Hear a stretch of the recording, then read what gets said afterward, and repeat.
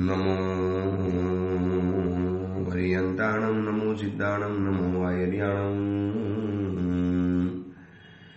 નમો વજ્રાયાણમ, નમો લોહે સૌ વસાવણમ, એસો પંચ નમોકારો સૌ પાવપણાસણો, મંગલાનું ચ સૌવેશી પરમમ વૈ મંગલમ. મંગલમ ભગવાન વીરો, મંગલમ ગૌતમ પરો,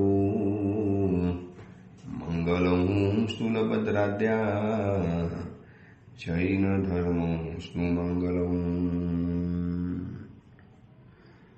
પ્રવચનનો વિષય છે માર્ગ ભૂલેલા જીવન પથિકોની પ્રતિબોધ કથા. આજથી 2545 વર્ષ પૂર્વે બનેલો, 1245 વર્ષ પૂર્વે બનેલો અને આશરે 4 પ્રસ્તાવ 17,000 શ્લોકોની અંદરમાં ફેલાયેલો આ કુવલયમાલા નામનો આ ગ્રંથ. માર્ગ ઉપર ચાલવા માટે જીવો તો એક વખત નીકળતા હોય છે, પરંતુ કોઈક એવી ગલતી, કોઈક એવી ભૂલ, કોઈક એવું અજ્ઞાન જેને માર્ગ ભ્રષ્ટ કરી દે છે, ઉલટા માર્ગે લઈ જાય છે. હવે એ ઉલટા માર્ગે ગયેલા જીવોનું કોકનું જ એવું નસીબ હોય છે કે જેને માર્ગ બતાવનારી વ્યક્તિ મળે, માર્ગ સાચો બતાવનારી વ્યક્તિ મળે, અને એમાંથી બહુ ઓછા લોકોને એવું પુણ્ય હોય છે કે ખોટા માર્ગને પોતે ખોટા માર્ગે છે એવું માનવાનું એ વ્યક્તિ દ્વારા મન થાય. એવા પણ બહુ ઓછી વ્યક્તિઓ છે. ભૂલા તો લગભગ આપણે બધા પડેલા જ છીએ. ભવના મુસાફિર ભૂલારે પડ્યા, જાવું તો મારે ઉગમણી દિશાએ અને આથમને છેડે અંતે આવીને ચડ્યા. ભવના મુસાફિર ભૂલારે પડ્યા. શાંતિલાલ સાહેબ બનાવેલું આ ગીત. આપણે ભવના મુસાફિર છીએ અને માર્ગ ખોટો પકડાઈ ગયો છે. સાચો માર્ગ હોત તો આપણે સંસારમાં આજે હોત જ નહીં. આ બધી રાગ દ્વેષની જંજાળ, ક્રોધ માન માયા લોભની આ બધી રામાયણ જ ન હોત, પણ ખોટા માર્ગે છીએ એ તો નક્કી છે.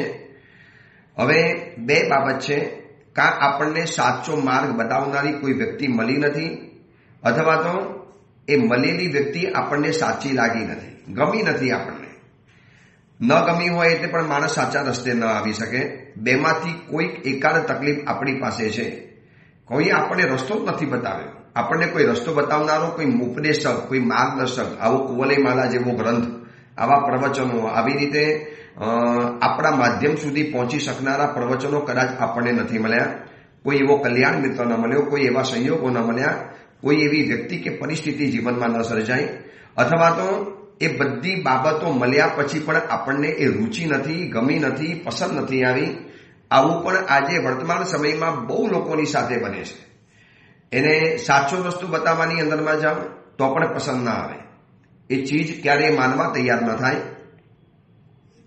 તો આ ગ્રંથ આપણને એક દયા અને પ્રેમ ભાવે, ખોટા માર્ગે આપણે ચડી ગયા છીએ તો એને સાચા માર્ગે આપણને લાવવા માટે આ મહાત્માઓ આટલી બધી મહેનત કરે છે.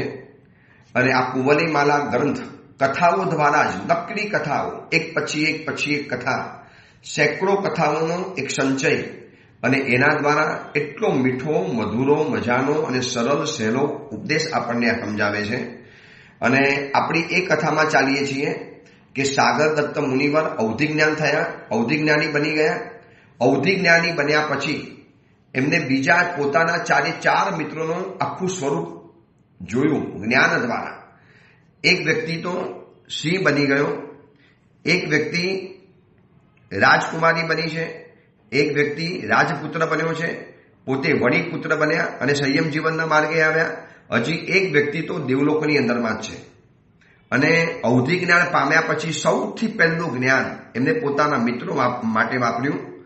અને ગયા ભવના વચન મુજબ એ બધાને મારે સંકિત પમાડવાનું છે, બધાને મારે સમજાવવાનું છે. આવું એમને યાદ આવ્યું. એટલા માટે પદ્મકેશર દેવ, જે સૌથી છેલ્લે ચડવાનો હતો, એ પદ્મકેશર દેવ આવ્યા અને વંદન કરી કે હે શ્રેષ્ઠ ચારિત્રવાળા, સંકિત અને ઉત્તમ અવધિજ્ઞાની, હે મુનિવર, આપને ધર્માચાર્ય તરીકે વિનયથી વંદન કરું છું. અને આ વચન સાંભળી દેવને જોઈને કહ્યું, હવે આપણે આપણા બીજા જે 4 મિત્રો છે, બીજા 3 મિત્રો છે, એ બધાને આપણે પ્રતિબોધ કરવા પડશે. કારણ કે એ બધા મિથ્યાત્વ કુલમાં જન્મેલા છે, 3 વ્યક્તિઓ. અને માટે એ લોકોને દુર્લભ એવા જીનેશ્વર માર્ગની અંદરમાં પ્રતિબોધ તો કરવા જ પડશે. તો ચલો આપણે સૌથી પહેલા અયોધ્યા જઈએ અને ત્યાં આપણે કુવલય ચંદ્રકુમારનો પ્રતિબોધ કરીશું. એ વખતે અવધિ જ્ઞાની મુનિવર દેવતાને સમજાવે છે કે દોસ્ત એમ પ્રતિબોધ પામવો શક્ય નથી. પણ સાહેબ કેમ ન બની શકે? આપણે એને જઈને સમજાવશું.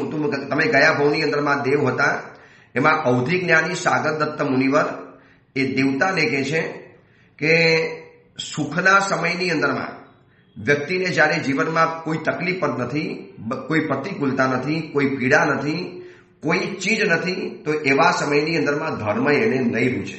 આ એક કડવી વાસ્તવિકતા છે. તમે જોઈ લેજો, અતિ શ્રીમંત, એક બીજી શાસ્ત્રીય વાત બતાવું, અતિ સુખી આરો એટલે કે સુષમ આરો, સૌથી પહેલો આરો, એ આરામાં પણ ધર્મ નથી. યુગલિકો છે, ન મંદિર, ન દેરાસર, ન જિનાલય, ન માલા, ન જાપ, ન પ્રતિક્રમણ, ન કોઈ એવી તપશ્ચર્યા, ન સામાયિક, એવી કોઈ તપસ્યા નથી, એવો કોઈ ધર્મ આરાધના નથી. સુષમ કાળની અંદરમાં પહેલા આરાની અંદરમાં ધર્મ નથી. અને દુષમ આરો, અતિ છેલ્લો 6ઠ્ઠા નંબરનો આરો, એમાં પણ ધર્મ નથી. બહુ વ્યવસ્થિત વાત સમજવા જેવી છે.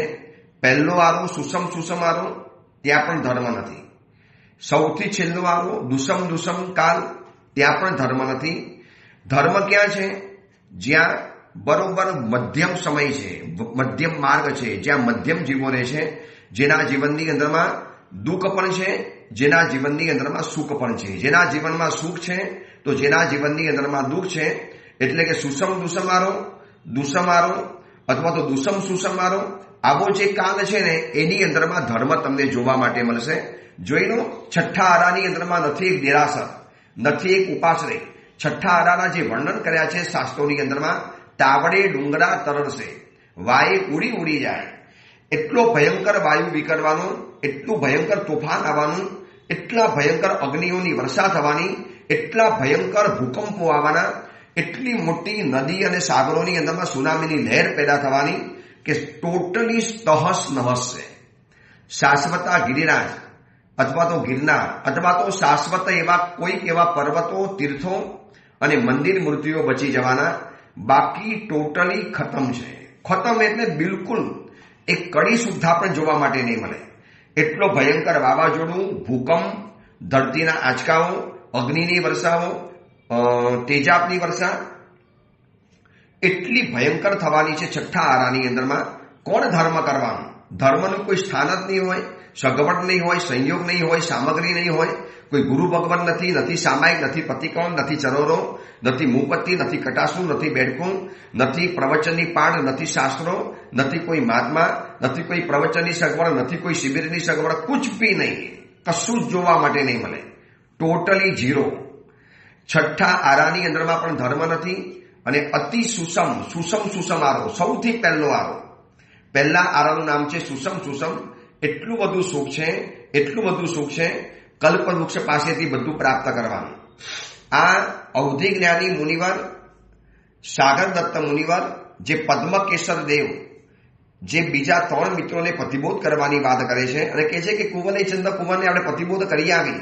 અને આખી વાર સાગર દત્ત મુનિવર કુવલય ચંદ્રને કહે છે કે કુવલય ચંદ્ર કુમાર, તમને પ્રતિબોધ કરવા માટે દેવતા આવતા હતા અને મેં એમને કીધું કુંવર અત્યંત સુખની સમયની અંદરમાં છે, એના જીવનમાં દુઃખનું નામો નિશાન નથી. ધર્મ શેના માટે કરશે? અને એક નબળી કડી વર્તમાન સમયમાં જોઈ લેજો, મોટા ભાગના જીવોને તમે પૂછો, ભાઈ તપસ્યા કરી, આમિલ કરી, પ્રતિક્રમણ કર્યું? તો કે ક્યો કરના, મેં કોઈ દુઃખી નહીં હું, મુझे કોઈ જીવન में કોઈ અભાવ નહીં है. મોટા ભાગે લોકો શું માને ખબર છે? સંયમ જીવન કોને સ્વીકારે? જેને ઘર ન હોય, ઉપર આબ છે, નીચે ધરતી છે, પરિવાર નથી, ગરીબ છે, મધ્યમ કક્ષાના છે, સાધારણ કક્ષાના છે, આવા જીવો દીક્ષા લે, આવું એના મગજની અંદરમાં બેઠેલું છે, ઠસેલું છે. એ લોકો એમ જ માને કે ધર્મ તો દુઃખી લોકો કરે, અમારે શેના માટે કરવાનું, બધું અમને પ્રાપ્ત થયું છે. જે માગોએ મળ્યું છે, અત્યંત પુણ્યના ઉદયવાળા જે શ્રીમંત એરિયા છે, જઈને જોઈ લેજો, ધર્મ જોવા માટે નહીં મળે. મુંબઈના એવા એરિયા છે, જોઈ જાઓ એવા શ્રીમંત એરિયાની અંદરમાં, જ્યાં નકરા કરોડપતિ અબજપતિઓ રહે છે, ભોગ વિલાસની છોડો ઉછળે છે, જ્યાં ભોગ વિલાસ ચરમ સીમાએ પહોંચેલો છે, એવા અતિ રીચ, અતિ શ્રીમંત, અતિ ઉચ્ચ કક્ષાના, અતિ અમીર વર્ગ ધર્મની અંદરમાં જોડાયેલો જોવા માટે નહીં મળે, લગભગ નહીં મળે. આજે જેટલા પણ ધર્મ કરનારા પુરુષોનો સર્વે કરજો, જોજો ધર્મ શરૂ કર્યા પછી કરોડપતિ બન્યો હોય એ વાત અલગ છે, અને પછી એને ધર્મ પકડી રાખ્યો હોય એ વાત અલગ છે. જ્યારે ધર્મ શરૂ કર્યો ત્યારે બહુ સામાન્ય હતા, બહુ મધ્યમ પરિવારના હતા, માંડ બે છેડા ભેગા થતા હતા. સાંજ સુધી મહેનત કરે ત્યારે આવતીકાલે સવારનું ખાવાનું નક્કી થતું હતું. આવા મધ્યમ કક્ષાની અંદરમાં હતા, અને કોઈએ કીધું આ જાપ કરો, આ આરાધના કરો, શંકેશ્વર ભગવાનની પૂનમ ભરો, કોઈ પુષ્ય નક્ષત્રની અંદરમાં જાઓ, સૂર્યનાથ ભગવાનની આરાધના કરો, ગુરુ ગૌતમ સ્વામીજીનો જાપ કરો, ગૌતમ સ્વામીજીની આરાધના કરો, માણી ભદ્રજી અક્ષરાજની આરાધના કરો. આવા કોઈએ રસ્તા બતાવ્યા અને એ રસ્તા ઉપર ચાલ્યા અને નસીબનું પાંદડું ખસી ગયું પાંદડું, અને એનાથી અબજપતિ બની ગયા, અબજો રૂપિયા જીવનની અંદરમાં આવી ગયા. હવે શું થશે ખબર છે? ધર્મ ચાલુ રાખ્યો છે. એટલે ધર્મી બન્યા પછી કરોડપતિ બનેલો માણસ ધર્મ કરે એની વાત નથી કરતો, પણ અતિ રીચ કુટુંબમાં જન્મેલો હોય, અત્યંત શ્રીમંત હોય, આમ ફાટ સંપત્તિ હોય, અને છતાં પણ સામાયિક પ્રતિક્રમણ, પૂજા, કંદમૂળનો ત્યાગ, 14 નિયમ ધારવાના, 12 અનુમતોનો સ્વીકાર કરવાનો, આમ વારે તહેવારે ઔષધ વગેરે લેવાના, તપસ્યા વગેરે કરવાની. પ્રવચન તો જાણે એના માટે શોખનો વિષય રહેલો છે. આવા ના નથી પાડતો, પણ બૌદ્ધા જીન શાસન હંમેશા સ્યાદવાદ છે. બૌદ્ધા આવા જોવા માટે મળશે. એવા બધા જ થશે એવું પણ નથી, અને બધા ઓલા પ્રકારના થશે એવું પણ નથી, પણ બૌદ્ધા જીવો આવા પ્રકારના થવાના 1-2% બાદ કરી લો.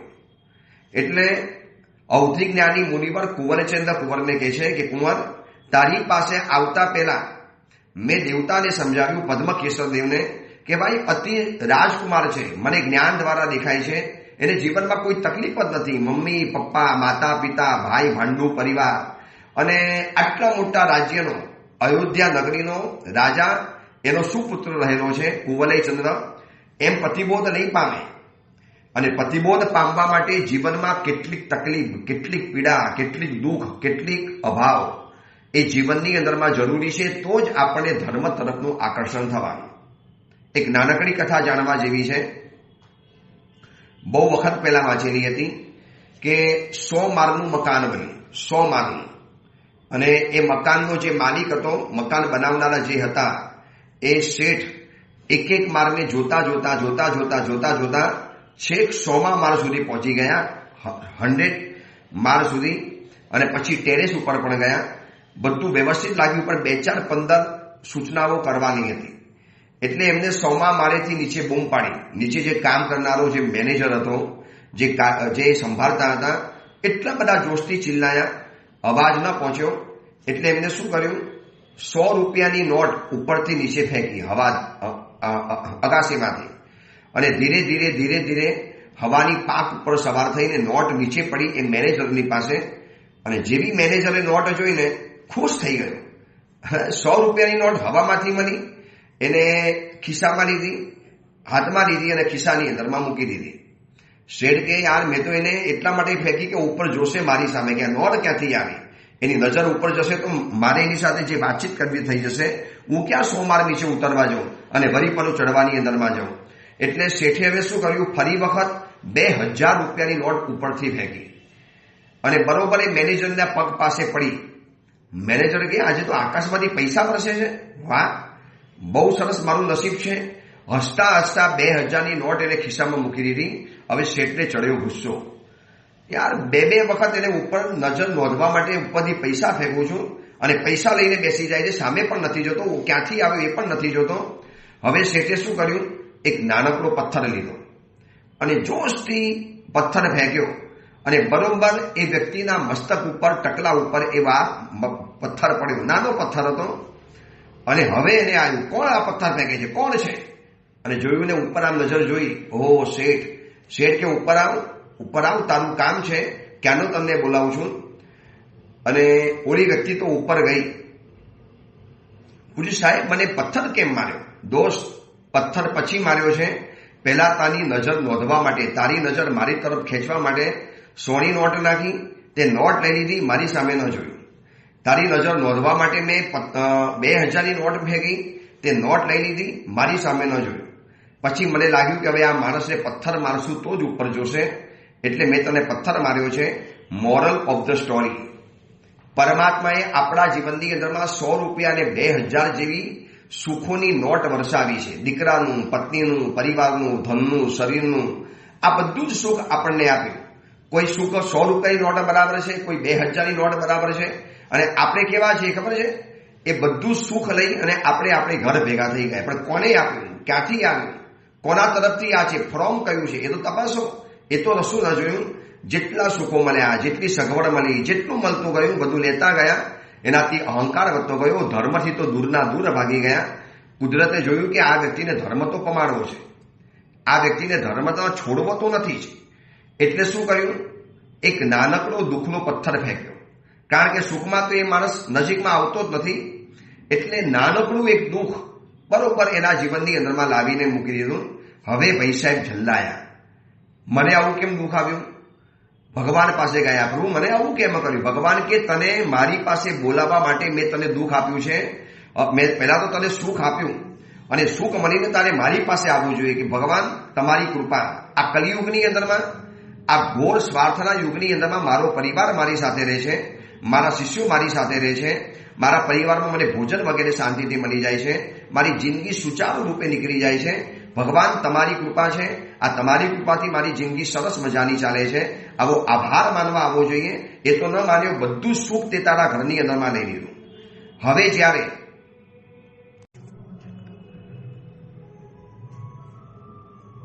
આપણી ઉપર દુઃખો ભગવાનને આપવા નહોતા, પરંતુ ઈશ્વર સમજતા હતા કે આ વ્યક્તિને સુખ આપ્યા પછી સામે નથી જોતો, તો હવે એના જીવનની અંદરમાં દુઃખ મોકલવું પડશે. અને એટલા માટે આ જીવનમાં દુઃખો આવે છે જગાડવા માટે. આ કથામાં પણ એ જ બતાવ્યું. અને પદ્મકેશર દેવને અવધિજ્ઞાની મુનિવર સાગરદત્ત મુનિવર કહે છે કે જ્યાં સુધી પ્રિય બંધુઓનો વિયોગ નહીં થાય, જ્યાં સુધી એના જીવનની અંદરમાં કોઈ નાનકડા દુઃખનો અનુભવ નહીં થાય, જ્યાં સુધી એના જીવનની વ્યવસ્થાઓમાં ફેરફાર નહીં થાય, જ્યાં સુધી એના જીવનની અંદરમાં એક નાનકડી પીડા ઊભી નહીં થાય ને, ત્યાં સુધી એને ધર્મનો ઉપદેશ નહીં ગમે, એને ધર્મની વાત નહીં ગમે. અને એટલા માટે ખબર છે, તીર્થંકર પરમાત્માનો જ્યારે જન્મ થાય છે ત્યારે દેવલોકની અંદરમાં ઇન્દ્રના સિંહાસન કંપાયમાન થાય છે. કેમ? સુખની અંદરમાં ગડબડ થાય એટલે માણસ ચોકે, આઘાત લાગે, અને પછી કેવા ઇન્દ્ર ઉભા થઈ જાય છે. કોણ છે? કોણે યમરાજાને છંછેડ્યો છે? કોણે સુતેલા સિંહને જગાડેલો છે? આમ કરતા કેવા ઉભા થઈ જાય? કેમ ઉભા થઈ ગયા? કારણ કે એમનું સિંહાસન ડોળ્યું માટે. એ સિવાય તો ખબર જ ન પડત. પરમાત્મા પડેલો માણસ છે. પછી એ માફી માંગી, અરે પ્રભુ પરમાત્મા પડી ગયો, આપનું ચેવન થયું, એ પણ મને ખબર ન પડી, મને માફ કરો. અને પછી કેવો ભક્તિ ઘેલો બની અને ભક્તિ વગેરે કરે છે ઇન્દ્ર મહારાજા.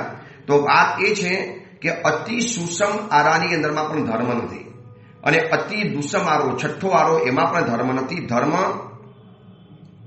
બે જગ્યાની અંદરમાં છે, જ્યાં મધ્યમ જગ્યા છે. મધ્યમ એટલે શું થયું ખબર છે? અતિ શ્રીમંતોને ધર્મ કરવો ગમતો નથી, અને ગરીબોને ધર્મ કરવાની શક્તિ નથી હોતી. બે છેડા જ ભેગા નથી થતા. ક્યાંથી પૂજા કરવા જશે? ક્યાંથી તપસ્યા કરશે? ક્યાંથી આરાધના કરવાનું મન થશે? કારણ કે બે છેડા તો ભેગા થવા જોઈએ જીવનના. બે જીવનની એટલે આખો દિવસ ચિંતાની અંદરમાં જાય, પૂરો દિવસ એની ચિંતાઓની અંદરમાં પરિપૂર્ણ થાય, તો ક્યાંથી એ માણસ ધર્મ કરી શકવાનો હતો?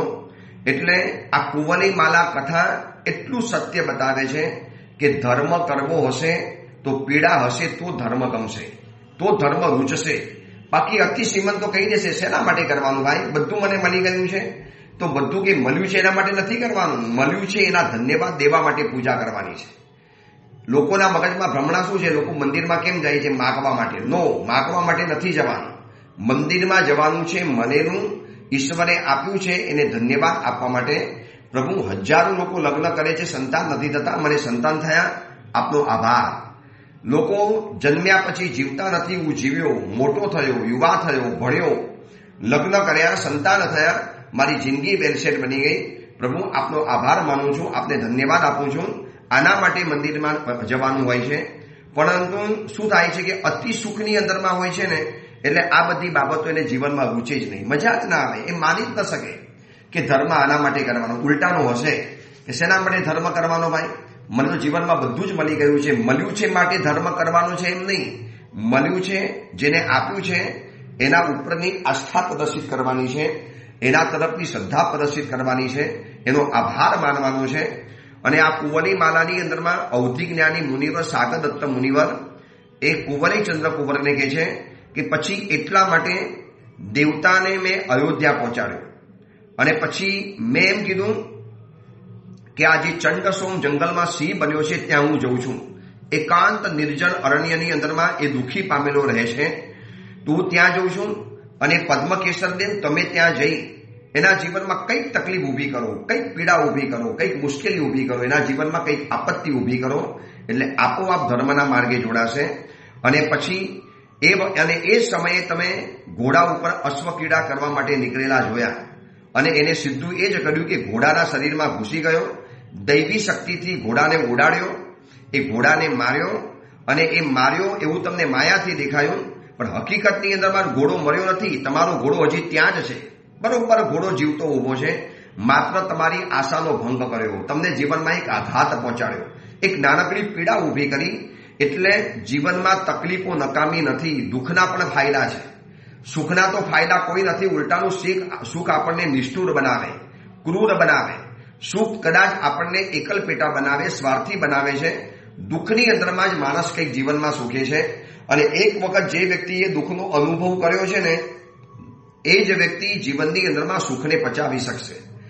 જેને જીવનમાં દુઃખનો અનુભવ કર્યો જ નથી, જે વ્યક્તિ જીવનની અંદરમાં દુઃખી નથી બની, એક વખત જે વ્યક્તિ ભૂખી રહી છે ને તો એ વ્યક્તિ ભૂખી રહ્યા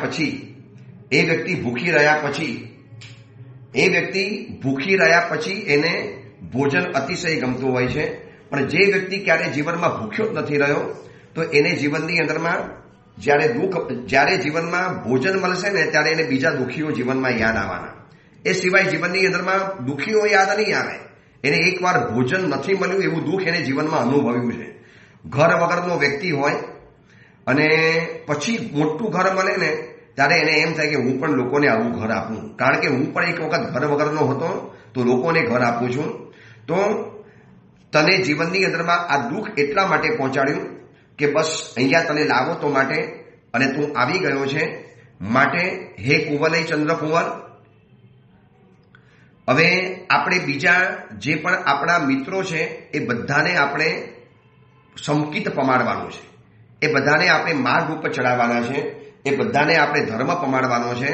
એટલે કુંવલય માલાની બધી હકીકતો બતાવી અને વધુ વિશ્વાસ બેસે એના માટે ગયા ભવની અંદરમાં જે ગુફાની અંદરમાં જે મૂકેલા પુતળા હતા, પ્રતિમાઓ હતી, એ બધી જ એને બતાવવાની અંદરમાં આવી. કુંવલય ચંદ્ર કુંવરને પદ્મકેસર દેવતાએ બતાવ્યું, જોઈ લો આપણે બધાએ પોતપોતાના પુતળા અહીંયા મૂકેલા છે, યાદ આવે એના માટે. જોઈ લો આ બધા પુતળા એના જ રહેલા છે. અને બધું બતાવ્યું અને પછી મુનિવરે કીધું કે હે કુમાર, આવી રીતે હોવાથી આ કાર્યોની અંદરમાં સમજ કે આ સંસાર વિષમ છે. વિચારીને કે ધર્મ પામવો, ધર્મ પમાડવો, ધર્મનો બોધ કરવો કેટલો બધો વિષમ છે. આ સંસાર વિષમ છે. હવે સાગર દત્ત મુનિવર કુંવલય ચંદ્ર કુંવરને એક ધર્મનો ઉપદેશ આપે છે, કારણ કે એને પણ પહેલા સંકિત પમાડવાનું છે, પછી જે સિંહ બનેલો મિત્ર છે એને સંકિત પમાડવાનું છે, પછી કુંવલય માલા નામની રાજપુત્રી છે એને પણ સંકિત પમાડવાનું છે. અને સૌથી પહેલા મુનિવરે આખી સંસારની વિષમતાઓને બતાવી, નરકની વેદનાઓ બતાવી. કુંવલય ચંદ્ર કુંવર નરકની વેદનાઓ એકવાર જોઈ લો, અતિશય દુઃખી છે. અને જીનેશ્વર કથિત આ માર્ગ આ જીવને પ્રાપ્ત થયો છે એ તો અત્યંત દુર્લભ કહેવાય છે, અતિશય દુર્લભ છે. અને એમાં સંયમ જીવનનો ભાર વહન કરવો એ તો અતિશય કઠિન છે, કારણ કે ઘરવાસ બંધન સ્વરૂપ છે. આ સંસારનો જે આખો ઘરવાસ છે એ બધું બંધન સ્વરૂપ છે. અને એમાં સ્ત્રીઓ સૌથી મોટી બેડી છે. આખા સંસારને આપણને જકડીને રાખનારી આ સ્ત્રી રૂપી બેડી છે. અને અજ્ઞાન એ આપણા માટે મોટામાં મોટો ભય છે અને જીવ દુઃખી છે. અને એટલા માટે ધર્માચાર્યનો યોગ જ્યારે મળ્યો હોય, જ્યારે સાચી સમજણ મળી હોય, જ્યારે આપણને આખો આપણો પૂર્વભવ સમજાઈ ગયો હોય, આ ભવ ભ્રમણ જ્યારે આખું સમજાઈ ગયું હોય, તો કુંવલય ચંદ્ર કુંવર હવે સંકિત પામવામાં તમારે વાર લગાડવી ન જોઈએ. તમારે ધર્મના માર્ગે આગળ વધવું જોઈએ. તમે એમ નહીં માનો કે આ બધું શેના માટે કરવાનું, આ ધર્મ કરીને આપણને શું મળે, મને પણ ધર્મ, મને કોઈ સુખ જ નથી જોઈતા, મને કોઈ સુખની ઈચ્છા જ નથી, બધું જ મને મળી ગયું છે, પછી મારે ધર્મ કેમ કરવાનું? આવું કદાચ મનની અંદરમાં વાત ઊભી થાય તો એટલા માટે આ મહાત્મા સમજાવે છે કે ભાઈ એના માટે ધર્મ નથી કરવાનો કે દુઃખી હો માટે અને સુખીઓ માટે ધર્મ છોડી દેવાનો, એવું નથી. આભાર માનવા માટે કે આ વિષમ કલિયુગની અંદરમાં, આ વિષમ સંસારની અંદરમાં મને પણ આવો ધર્મ મળ્યો, મને પણ આવા યોગ મળ્યા, માટે હે કુંવર સંકિતનો સ્વીકાર કરો, સાધુ પ્રત્યે દાક્ષિણ્ય રાખો, શાવકોના અનુવ્રતોને સમજી લો. અણુવ્રત અને ગુણવ્રતોની આખી શિક્ષા બતાવી, શિક્ષાવ્રતોની વાત બતાવી. અણુવ્રત 5 અનુવ્રત, 3 ગુણવ્રત, 4 શિક્ષાવ્રત, આ બધું જ ત્યાં સમજાવ્યું. પાપસ્થાનકો 18 પ્રકારના હોય એ બધી જ બતાવી. અને આ બધી જ વાતો બતાવતા એ નિર્જન જંગલની અંદરમાં સાગરદત્ત મુનિવરે આ બધી જ જ્યારે વાતો બતાવી અને કુંવરે ચંદ્રકુંવરને ગયો ભવ તો યાદ આવી જ ગયો. વળી પાછું વધુ વિશ્વાસ બેસે એટલા માટે ગયા ભવના મૂકેલા પોતપોતાના પુતળા, પોતપોતાના બિંબ, સ્ટેચ્યુ એ બધાને જોઈ વળી વિશ્વાસ બેસી ગયો અને ઊભો થઈને કહે છે કે ગુરુદેવ, આપે તો મારી ઉપર મહાકૃપા કરી, હું આપનું ઋણ કયા ભવની અંદરમાં ચૂકવી બતાવીશ. આપણે એક ભવમાં એક જ ગુરુની સાથે સંયમ જીવન પાલન કર્યું, દેવલોકની અંદરમાં ગયા. અહીંયાથી 4 આત્માઓ આપણે વિખૂટા પડેલા હતા. પદ્મકેસર દેવ તો હજી હવે ચેવવાના છે. અને આપે અવધિ જ્ઞાનની પ્રાપ્તિ પછી પહેલો પ્રયોગ તમે અમારી જાત માટે કર્યો, અમારા આત્મકલ્યાણ માટે કર્યો. બસ મને સંકિત આપ પમાડી દો, મને સંકિત ઉચરાવી દો, મને સંકિત આપી દો. આ સંકિત ઉચરવું, સંકિત પામવું કહીએ છે ને, આ જીવને સંકિત મળ્યું. સમકિત પામે જીવને ભવ ગણતીએ ગણાય, જો વળી સંસારે ગમે તો પણ મુક્તે જાય. સંકિતની આ તાકાત છે કે સંકિત દ્રષ્ટિ જીવાત્મા સંકિત પામ્યા પછી પણ ભલે મિથ્યાત્વ બની જાય, પણ 1 સેકન્ડનું સંકિત એને જીવનની અંદરમાં અત્યંત ફાયદા કરાવી આપતા હોય છે. તો મહાત્માએ કીધું કે સંકિતનો સ્વીકાર કરી લો. અને સંકિતને સ્વીકાર્યા પછી ગુરુ ભગવાન પાસે ધર્મ દીક્ષા પામ્યા પછી કુવલય ચંદ્ર પગની અંદરમાં પડીને ગદગદ સ્વરે કહે છે કે હે નિષ્કરુણા વત્સલ, હે ઉપકારી, હે કરુણાના સાગર, હે મહાપુરુષ, આપે મારી ઉપર અનુગ્રહ બુદ્ધિ કરી અને હે જગતના સર્વજીવો ઉપર વાત્સલ્યવાળા, આપે મારી ઉપર મહા ઉપકાર કર્યો.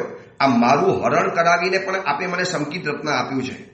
કોણ આ જમાનાની અંદરમાં કોઈના માટે વિચારે છે? તમે મારા માટે આટલું બધું વિચાર્યું. ગયા ભવની આ દોસ્તીના દાવે મને આ રીતે સંસારરૂપી મહાસાગરને તરવા માટે નાવ સમાન એવું સંકેત આપી દીધું. બસ ગુરુવાર, હવે એક વિનંતી કરું છું કે મને પણ આપની જેમ જીન ધર્મની સર્વશ્રેષ્ઠ દીક્ષાનું મને પ્રદાન કરો. મારે પણ સંયમ જીવનના માર્ગે આવવું છે, નથી રહેવું મારે આ સંસારની અંદરમાં. આ પરિભ્રમણના બધા નાટકો જોઈ લીધા. મારે પણ બસ આપની જેમ સંયમ જીવનને જીવવું છે, મારે પણ સંયમ જીવનને પ્રાપ્ત કરવું છે. અને કુવલય ચંદ્રકુંવર ભાવાવેશમાં આવી ગયો, એટલો બધો ભાવ વિભોર બની ગયો, એટલો બધો અંદરથી આશ્ચર્ય અને થનગનાટ પામતો હતો.